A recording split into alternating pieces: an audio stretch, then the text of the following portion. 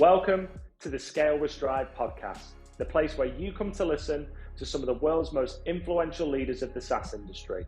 I am your host, Adam Richardson, and on today's podcast, I'm pleased to introduce you to Ashraf Mohamed. Ash is the VP of Sales for Europe for Obsidian Security, and after completing a degree in aero-nautical engineering, Ash moved into the world of SaaS sales and has had a hugely successful career spanning over 18 years, working for organizations such as Fuze, Confluent and Lacework. He's had significant experience in building out go-to-market teams from scratch and turning them into global leaders following the MEDDIC playbook. Some of the takeaways from today's episode: how Ash gets customer buy-in by drawing on his technical ability, his ability to operate as a high-performing sales leader and his top tips for success, and his experience of working for some of the most prolific sales leaders of our industry and being hired by the likes of John McMahon. I really hope you enjoy listening to today. Let's dive in. So Ash, thank you very much for joining us on today's podcast. I've been really looking forward to this conversation. Obviously we've met before, we've been working together over the last few months or so.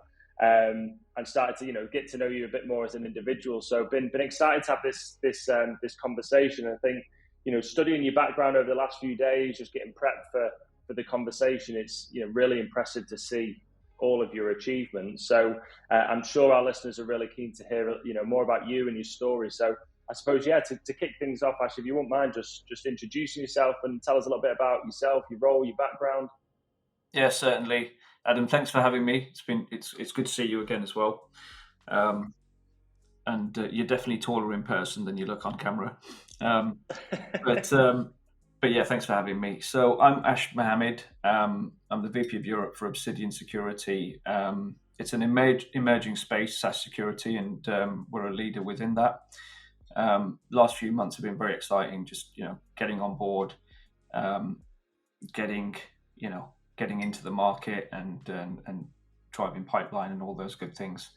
A little bit more about me. I grew up north. I was born and raised up in West Yorkshire, and decided to escape a small town for the big wide world of London for university, and never really went back, given the opportunities down here. I did aeronautical engineering at university. Tough degree, but a very interesting one.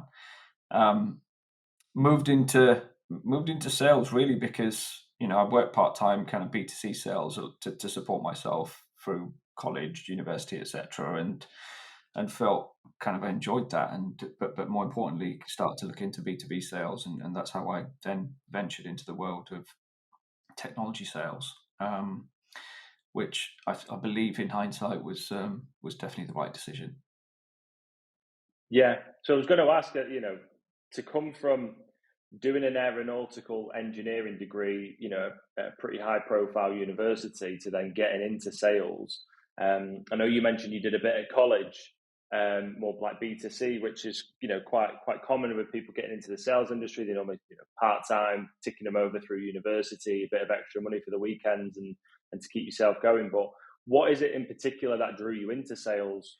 I've always been interested in business, and anybody that really looks into business understands that fundamentally the heart of most businesses is sales, and there's a lot of other business functions that support that, but without that sales engine, whether you're a B2C business, whether you're a B2B business, somehow you've got to get your product to market and to the consumers that will take advantage of it. And so with such a big focus within business on sales, if you are successful within that field, then naturally that's going to be a really productive career. And I think the reason technology, because the engineer in me wants to understand how things work, how things are built, how they add value to a business, to a customer, drive business outcomes. So it kind of still ticked that box in a way. Really, if you do any engineering degree, there's some core modules. I would say 30 to 50% of most engineering degrees are common. Whether it's civil, mechanical, electrical, aeronautical. So I think it still satisfied that need within me to understand how things are built, how things work. And being in technology and with it changing constantly, you're never bored. So yeah, that was part of the decision making process. How much do you think your natural aptitude for all things like technical, particularly coming from the sort of engineering academic background, how much do you think that's played into your hands when it's come to selling technical products? Because I suppose if I think about some of the top performers I've interviewed over the years, there has been a common thread with that real like solid understanding of how things work, or that natural curiosity to understand how things work. How much do you think it's played into your hands? It's helped me massively. I mean, if I go back to my days in the channel with MBA IT, I joined them as the first seller. Guy and Gary, the two founders, I worked with previously for about 12 months, and when you're scaling a channel partner from that size, you still have to go get the accreditations with all the big tech companies. And at the time, Guy, my CEO, he was like, "Look, Ash, you've got an engineering degree. This will be easy for you."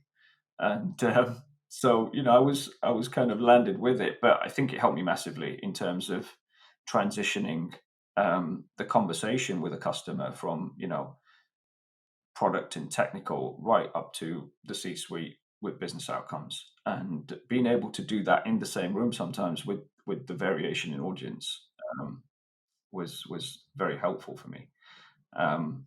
So I give advice to sellers today, which is, look, you've kind of got to really know 60, 70, even more if you can, percent of what an SE knows, because they're not always going to be in the room to support you, and time can be of the essence. So if you have the credibility with the technical buyers within any engagement, it definitely helps. And more importantly, you can understand, if you are curious, and it's important to be curious, you understand what their world looks like and how you can impact it in a positive way. Yeah, it's only when I actually read that you'd done the engineering degree did a lot of I suppose your personality traits start to make sense to me. I know we've met before, we spoke before on the phone, and I'd say from my experience of you, you're not the atypical salesperson in terms of a persona. I wouldn't say you're the loudest person in the room. You seem to be quite considered in what you say, but I suppose when you do talk, you're speaking very much a lot of sense, and obviously your numbers and achievements really do speak for themselves. But I suppose for someone coming from that engineering background, how would you describe yourself as a salesperson or as a sales leader?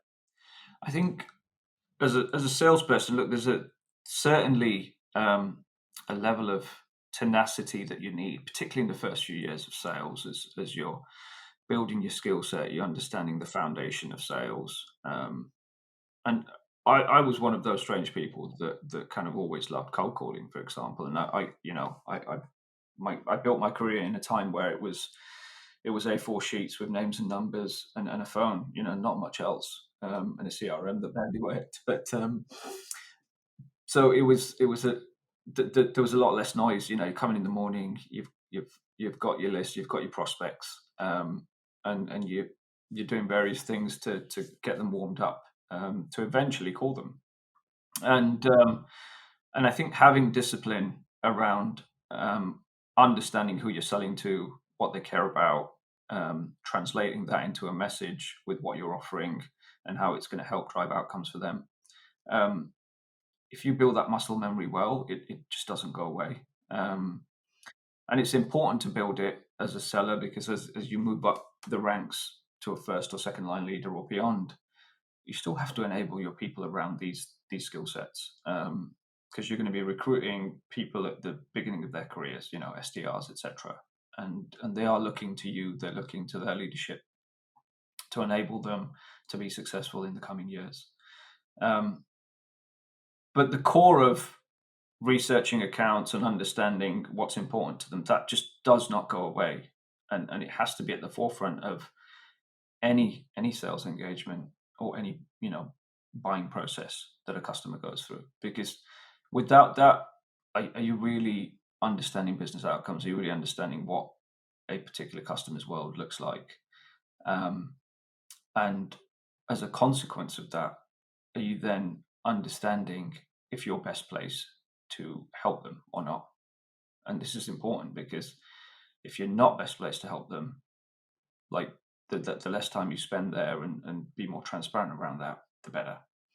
And I suppose that's why sometimes salespeople get a bad rep, because they're not living in the world of their prospect. They don't understand their world. They don't understand the pain. So they don't necessarily understand that what they're offering isn't a fit, yet they continue to try and sell.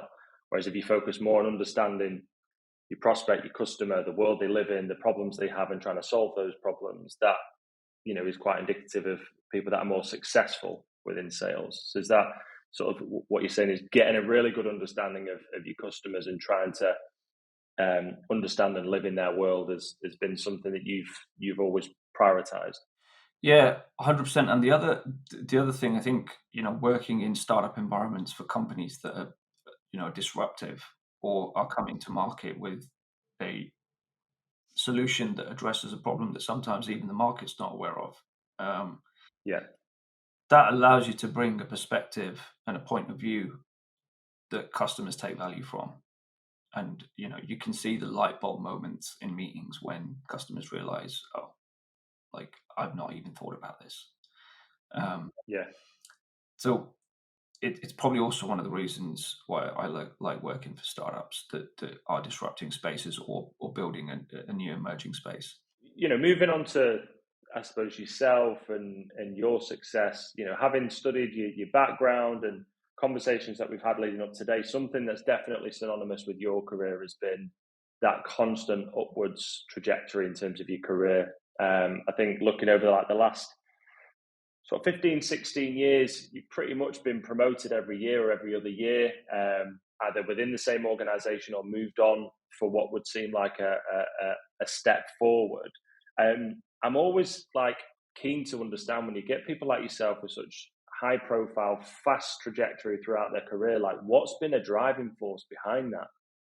I think for me, this, you know, I've had the privilege of working with some phenomenal leaders that I've learned, you know, a huge amount from, Adam. The likes of Cedric Pesch at MongoDB, Luca Lazaron, who ran worldwide sales at BMC, and then I worked with him at Fuze. Andy Byron, who's you know, grown multiple startups towards kind of 100 million, and they're all, you know, they all come from the kind of McMahon world. John McMahon and the pedigree he has in enterprise software is, you know, well known, and his playbook has been applied by multiple leaders at various companies, leaders that work for him directly or work for other leaders that work for him. And in a way, whilst it's been what's the right word, modified slightly depending on the organization that those leaders are going into, the fundamentals around that playbook haven't changed so much. And as a person that looks at things analytically, it just makes sense. Like, why wouldn't you do it that way? Right. Yeah. And when you try to make that argument with yourself, that there's not many reasons why you wouldn't. So, and there's other motions that have come into play that have supplemented, you know, this playbook, such as, you know, product-led growth, etc. But to sell to enterprises, to medium and large enterprises, this is the most effective way of approaching the organization. And as you know, being in the recruitment world, recruitment's probably number one before anything else. Yeah. And, you know, one of the questions I wanted to ask was, you know, since Fuze, you've remained well within that like MEDDIC ecosystem. You know, we've got Fuze, Confluent, Lacework, and now obviously Obsidian, where you're leading go-to-market for EMEA. why is it so effective? I know you mentioned it's fairly unchanged. There's been new additions and supplementary approaches to sales and go to market as a whole. But why do you think it has been so effective and now adopted into so many organizations? At its core, right, that approach and that playbook brings value, significant value to the companies that adopt it. It also brings significant value to the customers that are then part of that by extension of selling to those organizations, or those organizations buying from those companies. So how does a qualification methodology bring value to a customer? So if you look at MEDDIC as a qualification framework, and I'll use MEDDIC as the kind of core. There's MEDDIC, etc. That entire kind of qualification framework brings value to a customer because when explained correctly and when operated correctly, it brings value to the customer through understanding how you're going to drive business outcomes for that customer, tied to quantitative metrics that a C level or a C-1 level needs to report back to the business. For example, how are they going to measure success? There's metrics tied to that. And when you take conversations down that route, sometimes customers haven't even thought of it. They don't know what great looks like for a given solution in a future state.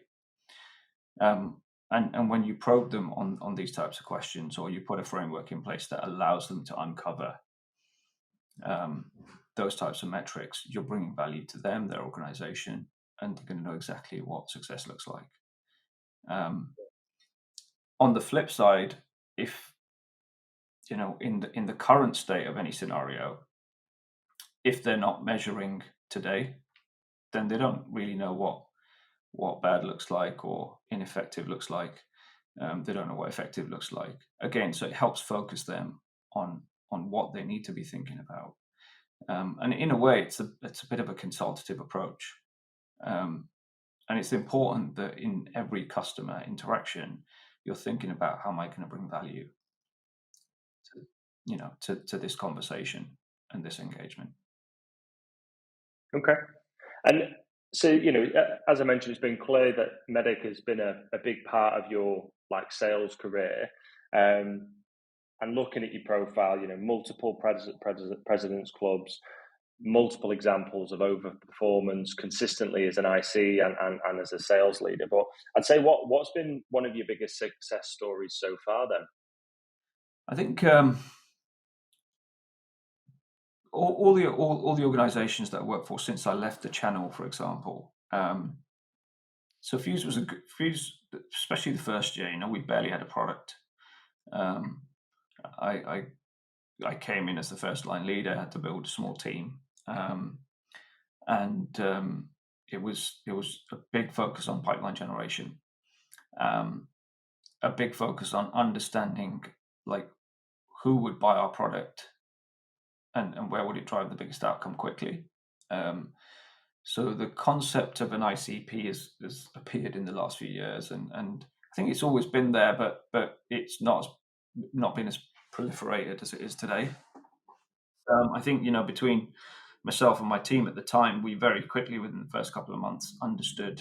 We did a bit of a brainstorming exercise, looked at what our product did and the problems that it solved, and then actually where would those problems exist in the market.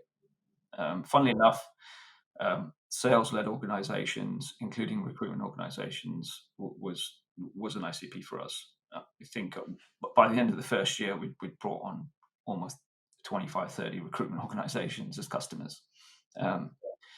Given the problems that Fuze solved at the time, it then developed into a bigger player, unified communications platform. I think the biggest success is probably at Confluent, again, building a team pretty much from scratch to go into a bit more of an established organization. Confluent were doing roughly $100 million in revenue when I joined, but to take on a segment of the market for EMEA, build a team from scratch, and then go focus on that market. And a bit more of a strategic approach there, because Confluent Cloud was the product we were trying to drive as much as possible, versus Confluent Enterprise, which is focused on on-premise installations of Kafka.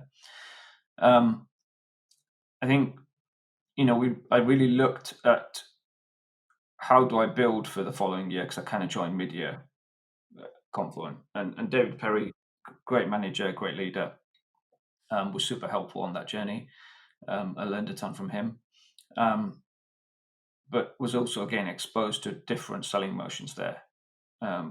Product-led growth being one of them, with Confluent Cloud. And what I liked there was that because Confluent Cloud was such a small part of the business when I joined, there was a focus group within the business, including Jay, the CEO, on how do we grow Confluent Cloud and how do we grow it quickly. So that was a great learning curve. We ended up as the number one team, globally, in my second year there. That was a real, that kind of started probably month 2 from when I joined. But that was the year of the pandemic as well. So it was, we had to make some changes very quickly as the first lockdowns hit. We had to look at the territories, strip them of organizations we felt were not going to benefit from this, new world state, and focused organizations that we felt would. And we really doubled down on pipeline generation. I remember the first quarter I'd committed, I think 120 something percent for the quarter. And in the last 3 weeks of the quarter, I had almost $800,000 of commit disappear because of the first lockdown. Landed on about 75%, which, look, I don't care any external pressure I can take, but when you've said that you're going to do something and it doesn't happen, I take that take that personally, and got together with the team and said, look, we can't have this happen again, and it's all to do with pipeline coverage, quality of qualified pipeline, and making sure that we're forecasting accurately. And so we doubled down massively from Q2 onwards, to build pipeline for the second half of the year. Ended up doing, I think, 150+% for the quarter, so for the year, and with one of the team, Thierry, just a great all-round guy, great sales rep. He was actually in his first full year of sales. He ended up being worldwide number one, and he again, coming back to traits of a seller, he had all those traits: the tenacity, the discipline around pipeline generation, the focus, but the biggest one, the coachability and growth mindset to continuously learn. When he joined the team, he didn't know what he didn't know about running sales processes, and so he was a complete sponge around everything that was taught to him. So I think those are all highs. And I think when you think of the times, particularly as a leader, it's never about you. It's about like, what have you enabled for others, and that allowed him to buy a house and get himself out of Hackney, which is where he was living at the time, and move out to the suburbs with a new baby. And yeah, that was super satisfying to see that play out. Nice. You mentioned there, obviously, like with COVID, and I suppose, falling short of your number. So in terms of like setbacks and in terms of bouncing back, you've demonstrated that ability to bounce back after a pretty tough period. And you say, you double down on pipeline generation, and a lot of sales leaders will be going through that now for different reasons. COVID was like very, very unique in the sense that like there was so much out of control and unprecedented times. Now with the whole macroeconomic situation more gearing towards like a recession and more familiar territory for experienced sales leaders who have been through these cycles again. But a lot of sales leaders that I'm speaking to at the moment are struggling to hit their number, are falling short quarter after quarter. I'd be interested to know specifically what it is that you did. So you hit 75%, you've massively fallen short from what you pledged. And you say you double down on PG. Like, what were the specific levers that you were pulling to get the team back on track? Because, COVID, that initial period was longer than 3 months. It was longer than a quarter. We all experienced the pain for quite a bit, but that ability to adapt after 1Q and then come out the traps flying, what levers were you pulling? Because I imagine a lot of sales leaders would love to hear that. Yeah, absolutely. I think the other thing to add is that you've got to have a vision for your team and a vision for your region. At the beginning of that year, in the first team meeting, the first slide, the vision was to be the number one team in the company for that FY. So January 3rd or 4th or whatever it was, that was the first slide that went up. So a quarter in, you're at 75%. You've fallen short for the quarter. I think the first thing I did. So aligning them to a bigger mission. Yeah, you have to. Aligning them to the North Star. And that then aligns with their individual goals, right? Coming back to, sequentially what happened, the first thing I did was actually just spend 2 days on my own looking at the territory and are we approaching and looking to get into the right accounts. With obviously the lockdown happening, that was going to change massively. Some companies were going to benefit, some companies were not going to benefit and probably go backwards. Some companies could potentially go under. And it was such an uncertain period as well, because we didn't know how long it was going to be, how many were going to happen in terms of these lockdowns. Everybody was working from home. So having kind of, again, with my engineering head on and having a reasonable understanding of business and market dynamics, you decide, right, these are going to be the focus accounts, and you can explain to the team why we're focusing on those accounts with some solid assumptions. And so the territory, we changed the territories for pretty much every team member. For at least 50 to 60% of the territory changed. Right. And so they're starting from scratch. They're justifying the pipeline that they have, and we went through that with a fine-tooth comb to really kind of look at what's qualified and what really is not going to move forward given the state of the world. And that's another big part of it, which is like you have to be brutally honest of the opportunities in your pipeline that are going to go somewhere and the ones that are not. And it's not that difficult. Again, apply MEDDIC. If there's gaps in MEDDIC, go and have those conversations and understand that, but do it with data to hand. And there's, typically deals don't happen for 2 or 3 reasons. You don't have a champion. You don't have access to the economic buyer. There is no why now. Those are pretty common reasons why opportunities will either not move forward or not happen at all, even if you get through a process. So going really back to the basics of sales qualification, but also buyer qualification, because they're in the same boat. There's uncertainty around them.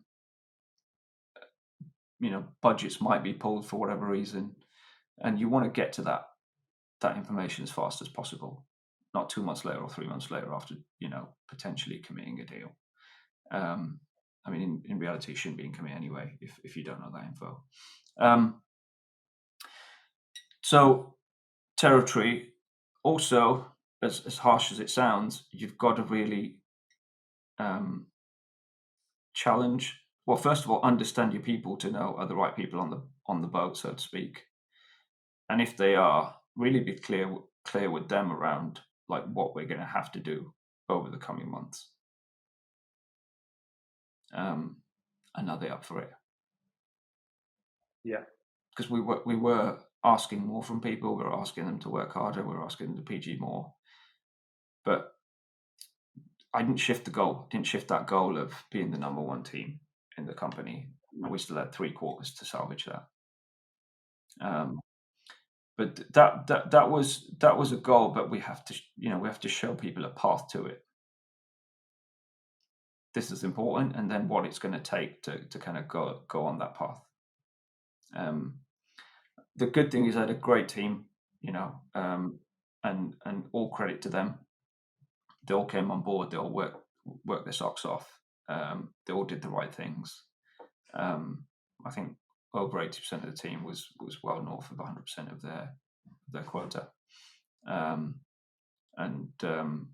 think of the top 5 sellers in the company, 2 of them were from my team that year. So I think all credit to them. Cool, thanks.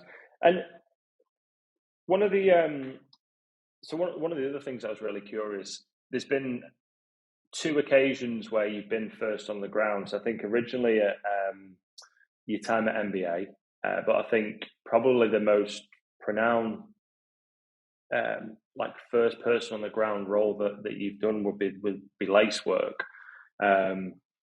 Being the first person in EMEA with an organization like Lacework, the growth that they've had, the backing they've had, the individuals involved with that's a big gig. That's a big job. And I imagine before you're offered that role, there would have been a lot of people they would have considered for that role. What is it that makes you so successful in those kind of environments where, first on the ground? What is it that's made you so successful? Yeah, I think look, Andy, who was the president and CRO at Lacework, I worked for him at Fuze. Probably wasn't as exposed to him as much, given I was the first line leader at Fuze. But I think when you bring value to an organization, when you bring value to a team, the benefit of kind of building a network is it's not just like a mates club, right? You've got to show execution, you've got to show attainment, you've got to show the right behaviors in terms of leadership development of your people, etc. And I think given some of the changes that were happening at Confluent, I also were not far from an IPO. David Perry, my boss at Confluent, I had an inkling that he wasn't going to be hanging around that much longer beyond the IPO, because he'd had a massively successful run over 5 years there at Confluent. Again, he joined there as the first on ground and built it to, I think, almost 250 people. I think one bit of advice that I've always kind of taken heed is that you do have to pick, as well as companies and technologies and all of that, you do have to pick your boss, and you have to pick people that going to invest in you, that are going to trust you, going to challenge you, help you grow. Right, that's a big part of also the trajectory that I've had. It's definitely not all me. A big part of it is just bringing value to the people that you work for. And in that scenario, the right individuals will continue to find opportunities for you, either for them or actually for maybe even for other people that they know. In this case, Andy approached me at the tail end of 2019, and he wanted me, once I committed, he did want me to leave earlier. I said, look, I'm not leaving in the middle of Q4. We're about to go crush it and be the number 1 team in the company. So I'm not leaving without executing on that. I'll leave before taking the accolade for sure. That's not that important. But I've got to do the right thing for Confluent as well. And for David, at the time, David Perry. So what I love about being first on the ground is there's a bunch of stuff you just got to figure out, and you've got to figure out quickly. And also, I think, coming back to the recruitment piece, you get to bring in the right team and the right individuals that allow you to kind of build the foundations for the success of the organization and the region. I was actually joined first on the ground. Philippe ran Southern Europe. We started on the same day, and Tom, who was the first SE at Lacework, him and I started on the same day. I'd recruited a few sellers before I joined. They were going to start within the first month, but that first year was pretty crazy in terms of recruitment. I was probably spending 50-60% of my time recruiting. We built. Were you taking from what, 0 to 60 heads? Yeah. When you were there? So across, if you look across all functions, SDR, marketing, sales leadership, and channel as well. We grew super aggressively. I think across EMEA in the first region overall, probably close to 140, 150 heads, excluding the engineering function that we had over in Ireland. So that ties in nicely. I know you mentioned before you were describing one of the members of your team. So hiring's clearly been a big part of your career. Fuze, Confluent, huge at Lacework, and I imagine definitely your time at Obsidian, that's going to be a big part of your role.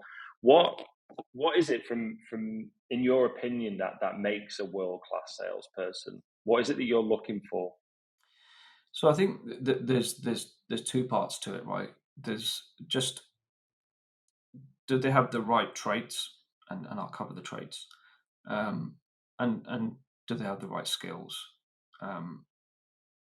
with demonstration of kind of execution of those skills, typically tied to a number, but you've got to get beyond the number and understand the details as well.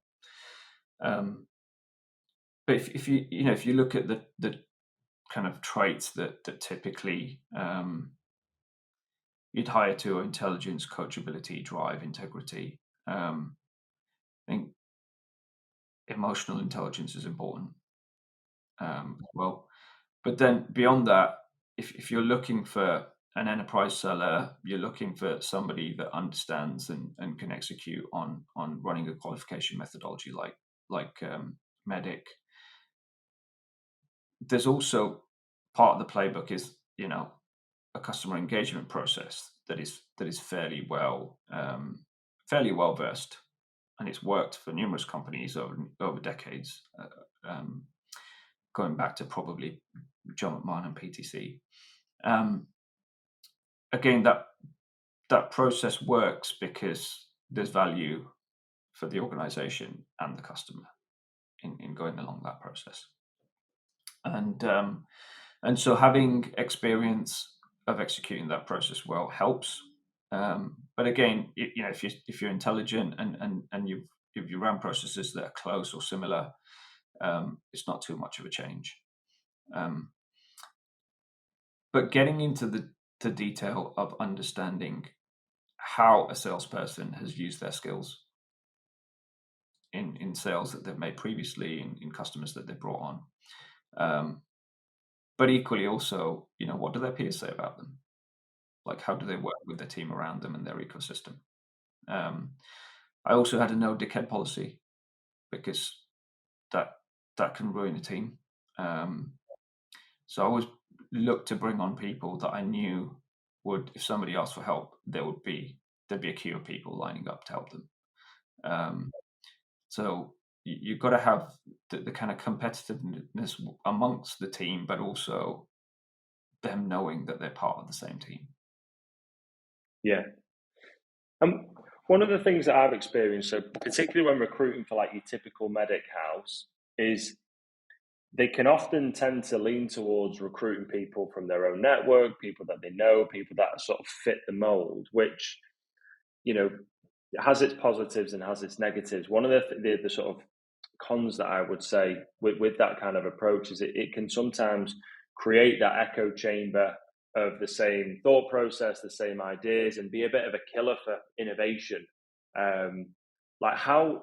With that in mind, how do you ensure that, when you are hiring, that you are encouraging, people from different backgrounds, different ideas, different ways of working to constantly be evolving and moving forward? How do you ensure that that's part of your hiring process?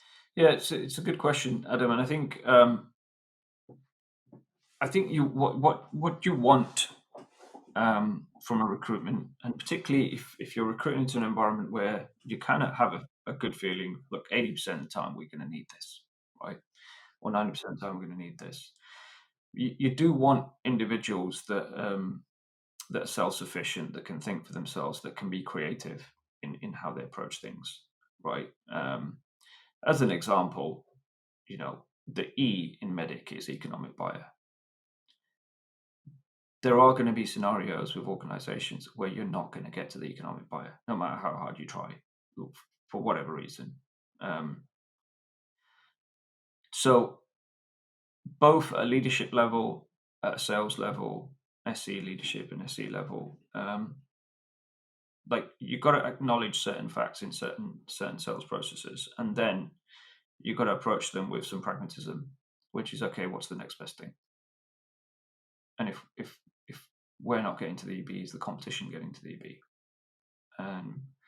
And in terms of the next best thing, okay, if it's a board, for example, that eventually acts as an overall entity for an EB, like who on the board can we get to that can help articulate what we're trying to achieve with that organization and what the organization is trying to achieve with us. So I think that's an example specific to MEDDIC, but there's some great examples of organizations where there's other sales motions in parallel to a sales-led motion, such as product-led growth, etc. Funnily enough, it's no different. Like eventually, unless a customer is self-serving and they're just ratcheting it up to like 50 or 100K a month spend, unlikely, but it can happen. But even if they are, eventually there's going to be a human-to-human interaction where, look, you're spending 50K a month, like we could probably lock you in to bring it down to 30K a month, for example. So you're going to have to even engage those customers in some kind of process and go through the same qualification, understand like how they're using your product, what, where and how is it bringing value, etc. So even in a product-led growth motion, eventually some kind of sales process happens. It may only be a few calls, but in that process still happens, and the same information is still garnered and acted upon. Coming back to your question of like, how do you drive innovation? Like a big learning over the years is also kind of leaning on your team to come up with ideas. So the ideas shouldn't always come from the leadership. You've got to empower them to come up with ideas. How do you do it differently? Or if you're focused on specific opportunities, specific accounts, like challenge the account director or the account manager to kind of come up with like what do they think will work versus what they've done previously. And what's been a good example of that? Because I think that that's such a good point. You put really smart, intelligent people through a really like highly rigorous recruitment process. They prove that they've clearly got something to earn the seat and to be in the organization. It only makes sense to then empower them to come up with all these new ideas and drive initiatives within the business. Is there anything specific that throughout your career which has been driven by someone within the team that's really helped move the needle? Yeah, as an example, like at Lacework, probably tail end of my role running Northern Europe, but Colin Doyle had this idea of building a community around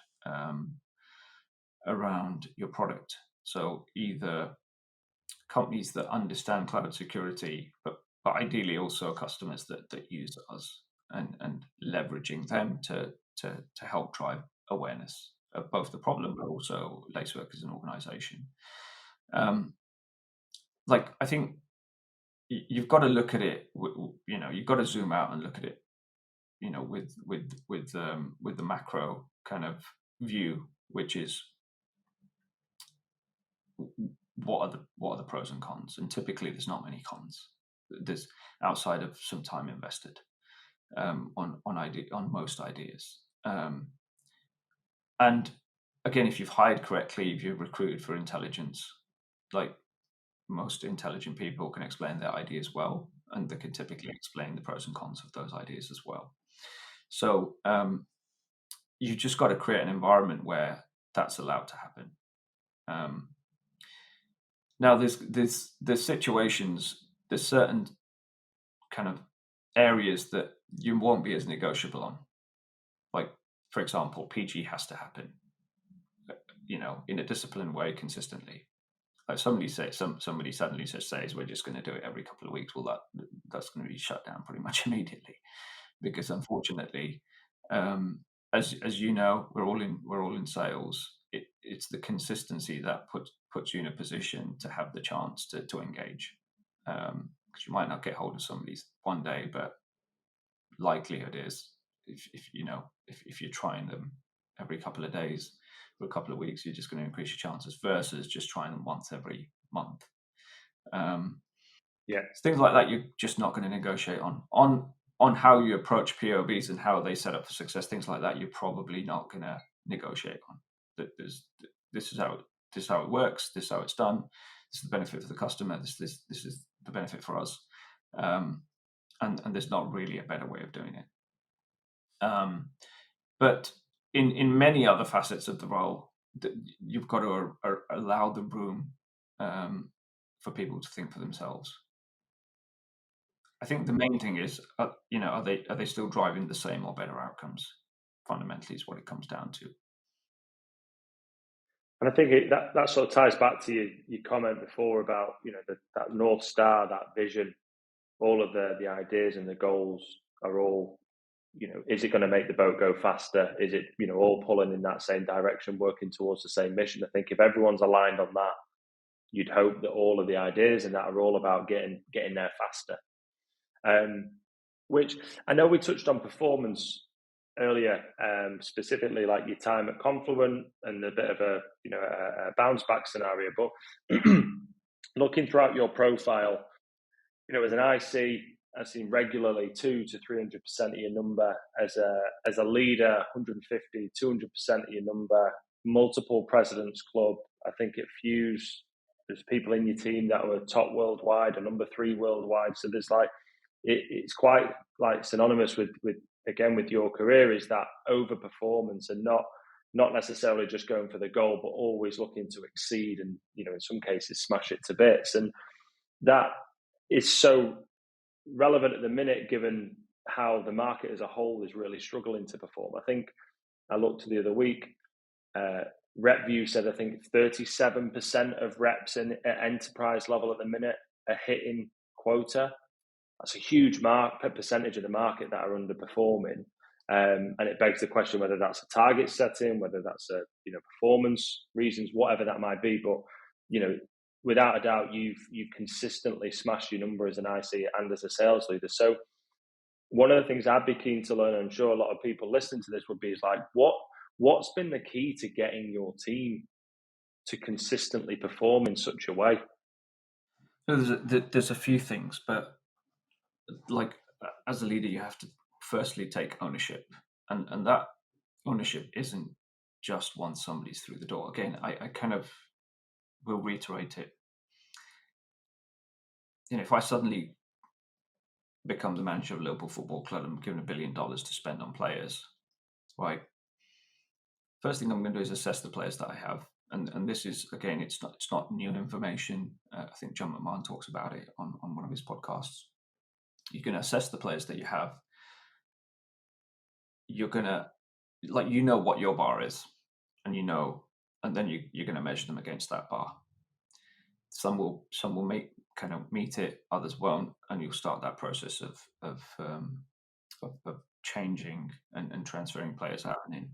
So it's no difference whether you walk into a team that's already a full team and you're going to assess who they are, or if you've got to build a team from scratch, even better. You don't have the people politics of moving kind of team members out of the business and then replacing them with individuals that you feel will bring a lot more.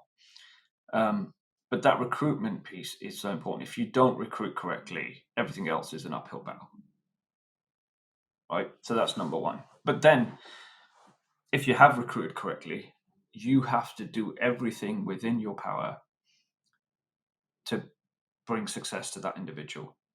And they have to do everything in their power to bring success to themselves. But if they're just doing everything in their power to bring success to themselves, they might hit 100% of the number. You never know, right? Most A player reps probably still get to 100% of the number or 120% of the number. But if they've got the leadership and the entire organization also bringing value to them, they can probably do 200% number or more, 300% or 400%. And what do you mean specifically by that? So, because I know, like, as a leader, as a sales leader, first line sales leadership is probably the hardest, like, kind of line of leadership, I would say. You have to show up. In any job, you've got to show up every single day. I think in that line of leadership, you probably got to show up 200% every day. You've got to invest in your people. You've got to develop them. You've got to lead from the front. You've got to join the sales calls. You've got to give them constant coaching feedback.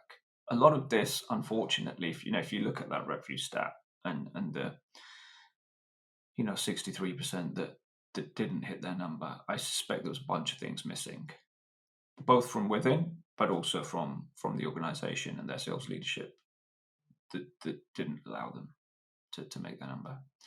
So recruitment's number one. Number two, do they have the right territory to go and sell to? Number three, have you assessed their skill set? Are they skilled up as they should be to go and take advantage of that territory? If not, like, what's the development plan to plug the gaps and get them skilled up? So depending on the tenure of the rep, right, but nobody's perfect, and there will always be gaps. For the A players, it's marginal gains. Where can I improve them 1%? For the B players, it's typically, right, where can I go move the needle 5 to 10% for them? That will allow them to go and execute on the number. And then finally, like, do you really understand your team? Like, are you getting to know them as individuals? Do you know their goals and aspirations, and how do they align with them approaching their day-to-day to keep them motivated and keep them pushing, particularly on days where they might not want to push? I think it's important that you align those individual goals and team goals, that there should be a direct line between them all, so everybody's pushing in the same direction. Again, this isn't new information. I think, if you went and spoke to most leaders throughout their career that have overachieved, that there's some common things that they will apply that help move the needle for them. But I think it starts with recruitment. Okay. And we've talked a lot there about, like, top performers, what's helped, what you've done to maintain such high levels of performance within the teams. And one on the flip side of that is around, like, underperformance. So how do you approach it? There's, in my experience of managing people, sometimes there's a skill or there's a will issue. But I'd be interested to know from your perspective how you've managed it, examples of turnarounds that you've been able to turn around, like whatever that might be. But how is it that you would approach underperformance within a specific individual? Yeah, I think first of all it's important to understand it as fast as possible. The longer the longer underperformance is allowed, actually what then happens is the reflection of you as a leader completely kind of drops as well, because you're not doing anything about it. So when you're leading team, it's important to kind of articulate what the expectations are of your team, what the non-negotiables are. But then even more important, you've got to kind of enforce in scenarios where that's not happening. Because if you don't, again, people will do what they want, and it's, a rudderless ship, so to speak. So in the case of underperformance, like, there's two scenarios, right? You've recruited poorly, and that person was always an underperformer, or they're a high performer that suddenly isn't performing. So in the second scenario, there's something that's happened and you want to understand, right? What's happened and why. And there's various examples, right? From sellers having their first child, which, has a material impact on their lifestyle, on their sleep, on their ability to rest and show up, 100%. I've got all that to look forward to, Ash. Got one due. That End of October. you've got to be empathetic in that situation to a degree and see how you can help them, but also get them refocused in a way, like their why has grown, right? But the sooner you understand it, the better, because you're then not turning up to a conversation to say, why I'm putting you on a pip or whatever it is. Like there's a human to human interaction there that and an opportunity to help them.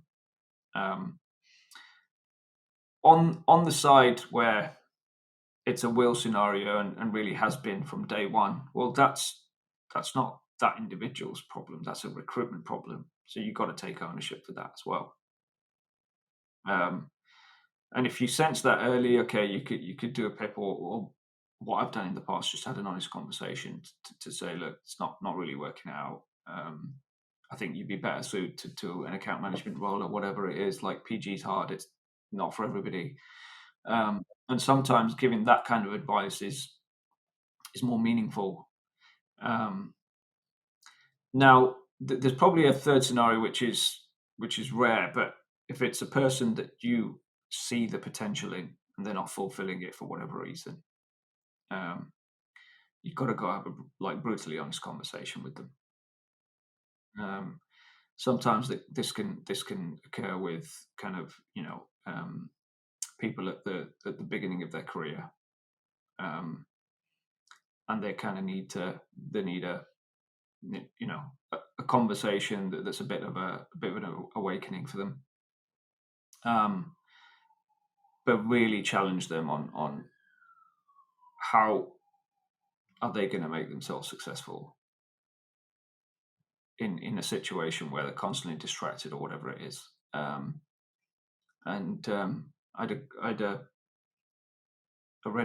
a LinkedIn post the other day. It was a 42-year-old, and he basically listed, I don't know, 40 points that he'd learned. And the number one was, don't waste your 20s.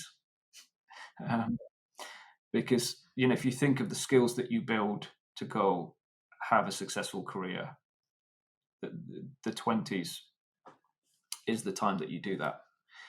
And if you waste your 20s, and if you know anything about motivation and dopamine and all those good things, as you age, it only becomes harder. Yeah. Right.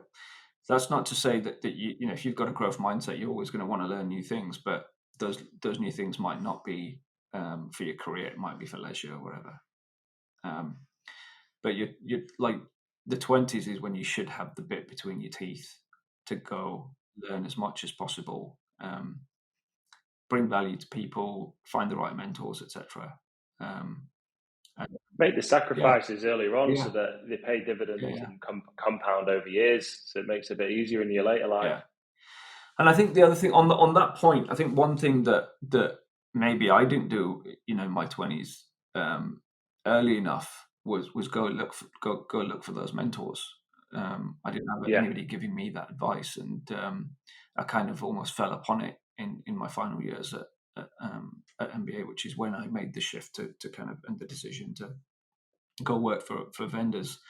If I think, had I come across the likes of Luca, Chris, and Cedric earlier on in my career, I probably would have been even further along by this stage. You've not done too bad, Ash. Done okay, and it's less about, as many people have said, and I believe, you are your own competition. So, I think if you have that vision for yourself to keep growing and keep learning, the roles will eventually just come, right? But you've still got to execute on the day job. Cool. Well, I think to start to bring the conversation to a bit of a close, we've covered a lot. We've talked about success, we've talked about failure and bouncing back, we've talked about MEDDIC, we've talked about performance, we've talked about managing people and seemingly getting motivating people. So it'd be nice, I suppose, to bring the conversation to a bit of a close, is just focusing a little bit about you. I think one of the things I'm keen to understand, you've got individuals like yourself who have got such a strong track record, who've rose through the ranks at such prestigious companies, and have achieved the things that you have in your career. I'm always keen to understand, like, what it is that when you peel the onion back, that's that drive. I know we talked about a driving force behind your success, but one of the things I'm keen to learn about is your why. Like, what is your why? I think if I go back to some of the traits that you need to succeed, I think those traits you need to succeed in any field. When you look at it, but sports always played a big part in my life. Adam, I think from a young age, I've pretty much played most sports that I could. Eventually, kind of settled on football, being the number one. But played for school teams, local teams, etc. And without realizing, and maybe subconsciously, it built playing in sports teams, or even playing individual sports. There's certain traits that being in that scenario develops that maybe you're more conscious of later on in life. Resiliency, tenacity, and the ability to overcome adversity, working well in a team, communication, so I kind of I'm grateful. I had the opportunities as a young boy and teenager and into my younger years as an adult to do that. And I think the other big part of it is, having my dad. Like, my dad would you'd never hear him say anything negative. If it wasn't Right. positive, he wouldn't say it. He was a man of few words as it was, but typically the advice he gave was pretty solid. But he, that, I think from a young age, having that model of building confidence, building belief, and you didn't know it was happening at the time, and that you carry that with you, and then you think, having that unshakable belief in yourself, even if you don't know something, that you can learn it and you can go and execute well on it. The mindset piece of being successful is probably not talked about enough. Because that's at the core of everything that you do. If you want to build skills, well, I think Tony Robbins says, like, why do you have to put a time limit on how long it's going to take you to build a skill set? So I don't know if you know, but if you don't swim regularly, you forget how to swim. It's not like riding a bicycle. No, never knew that. Yeah. So I'm taking swimming lessons again, and it's hard, man. It's breathing, which is the foundation of it, is the hardest thing. I think all the physical stuff you can get, but the amount of focus that you've got to put on body position, technique, breathing at the right times, etc. It's hard, but it's a good challenge. Yeah. So you talk about sport and winning and building that resilience. So one question I've got for you is, do you love to win or hate to lose? Oh, tough one. Look, I think probably 50-50. I'm going to sit on the fence there, because you dodged it there. I have dodged it, but winning should be a byproduct of doing all the right things. But not losing, you can still do without necessarily doing all the right things. And like, we're in a world where sometimes it's competitive, sometimes it's not. And maybe in the scenarios where it's competitive, I certainly see reps elevate their game. Yeah. Versus when it's, like a single vendor scenario. That shouldn't happen really, but for whatever reason, subconsciously it does. I think the fear of loss is Yeah. much greater. Fear of loss is than definitely the on thought of average winning. greater, right? But I think I do love to win. I probably edge that 51% because I think it's the people that love to win that probably take the bigger risks. Okay. And in terms of like advice, you mentioned about advice and mentors and coaches that you've had in the likes of Cedric, Luca, Andy, and David. What's been the best bit of advice that you've been given in your career, and why? I think from so I go back to when I was interviewing for Fuze, and I'd gone out to Rome to meet Cedric. I think it was like the third interview or fourth interview, and he asked me, like, why are you looking to move, etc. And I kind of walked him through it, and I basically said, look, if I don't move now, I feel my career will go backwards. And then he asked me what my decision criteria was, and the first thing I said is, look, I need to learn what I don't know, or I might know it, but I might not know that I know it, which is even worse. Yeah. I think. Yeah, you don't know what you Exactly. don't know, do you? And so he liked that answer, and Cedric, as he is, he definitely goes 2 or 3 levels deeper, and I said, look, I as I've been researching, I want to go work for what I feel are the best people in enterprise software to go and learn from. And I said, as I did my research, John McMahon's name kept popping up. He wasn't a CRO at the time anymore. He was sat on the boards of a few companies. I said, I've interviewed at a couple, wasn't successful because I'm coming from the channel. I think it was important to be transparent, and you should always be transparent in those scenarios. And I said, I'm just looking for an opportunity to prove myself in this world, whilst learning from the best people that I can. And I know all you guys worked for John before, so you're the next best thing. Yeah. And you do, in sales, as you know, Adam, like we put ourselves out there every single day. And so in a way, and being a northerner, I don't really know any other way. Like you wear your heart on your sleeve, and people like it or don't. But I think that approach has kind of held me in good stead, both in leading teams and being responsible for others, but also with customers and prospects. Cool. And I suppose, final question then. Tell us a little bit, what's Ash doing on his days off? You spend your life No, I'm kidding. leading. I mean, I like to read. I definitely like to read. It's the fastest way to learn, in my opinion. And even on topics that you feel you might not have any interest in, and you pick something up and you find it interesting.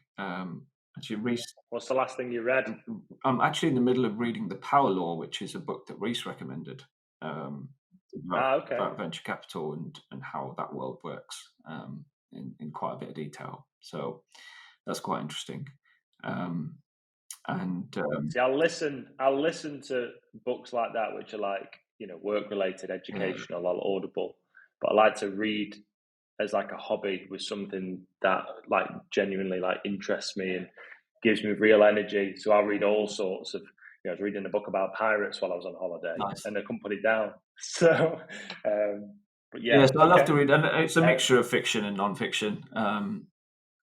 Like if you look at kind of the fiction side, I've always been a big fan of John Grisham books. The easy reads. You learn a lot about law, but albeit US law. But I think over the last few years, it's definitely been more non-fiction, like biographies and of sports people and business books. Cool. And I sent you 6 questions that I told you I was going to ask at the end of the session. I'm going to pick one now. Stories from sales kickoff. Something to warm the souls of the listeners. Tell me something funny. So first, at the end of the first year at Fuze, we had a sales kickoff in Las Vegas.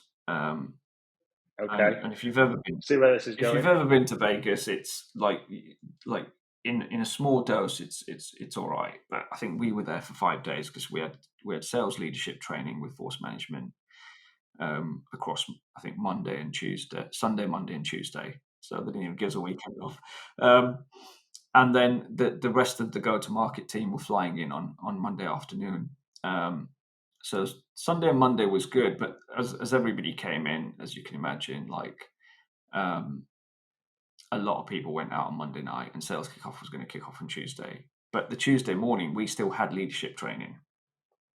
And so, we went out, I think, got back to the room late hours of the morning, and the leadership training was going to kick off at 7 a.m. I actually had a customer call with one of the team at 6 a.m. because it was 2 p.m. UK time as well for 30 minutes. So literally got no sleep. I must have had the most amount of Red Bulls that day as was humanly possible without getting a heart attack.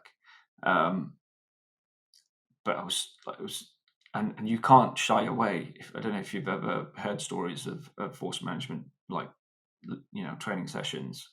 But we had John Kaplan. John's a big character, just a great trainer, and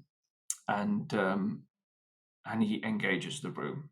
So you can't just sit in the back and not doze off. Drink your Red Bull. So that's why I was on the Red Bulls, because you never know, when a question's coming your way, and you've got to stand up in the room full of however many hundreds of people, and answer this question. So yeah, that was fun and not at the same time. Yeah. Cool. Well, Ash, thoroughly enjoyed the conversation, mate.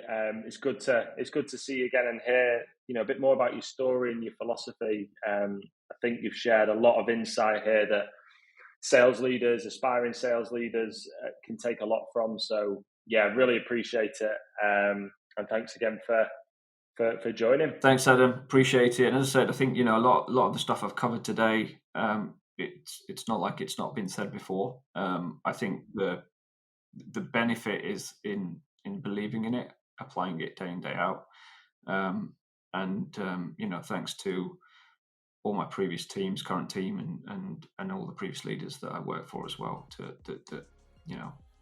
made a big contribution in my journey. Cool. Thanks, Ash. Cheers. Thanks. Thanks for listening. I hope you enjoyed today's episode. Don't forget to subscribe. And if you want more information about the podcast, head over to our website, Scale with Strive.